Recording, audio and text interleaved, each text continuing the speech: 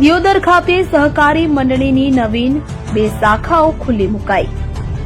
સમગ્ર ગુજરાતમાં ધી આરાધના બચત સહકારી મંડળી લિમિટેડની નવીન શાખાઓ દિયોદરના પૂર્વ ધારાસભ્ય શિવાભાઈ ભુરિયા અને મંડળીના વાઇસ ચેરમેન અજીત ચાવડા તેમજ તલાટી કમ મંત્રી બલજીભાઈ રાજપૂત તેમજ વાવ બ્રાન્ચ મેનેજર મોહનભાઈ સોલંકીની ઉપસ્થિતિમાં દીપ પ્રાગટ્ય કરી નવીન શાખાઓ ખુલ્લી મૂકવામાં આવી હતી કે જેમાં ઉપસ્થિત મંડળી લિમિટેડ બ્રાન્ચ મેનેજર દ્વારા વર્તમાન સમયમાં પૈસાને કેવી રીતે બચાવી શકાય તેમજ ધી આરાધના બચત સહકારી મંડળી લિમિટેડમાં નાનામાં નાના લોકો પૈસાને કઈ રીતે ભેગા કરી શકે તે માટે માર્ગદર્શન આપવામાં આવ્યું હતું। આ સમગ્ર પ્રસંગે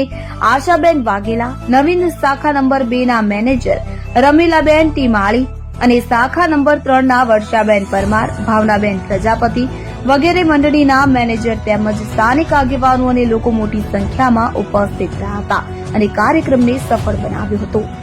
કલ્પેશ બારોટ, કલમ શક્તિ ન્યૂઝ, દિયોદર।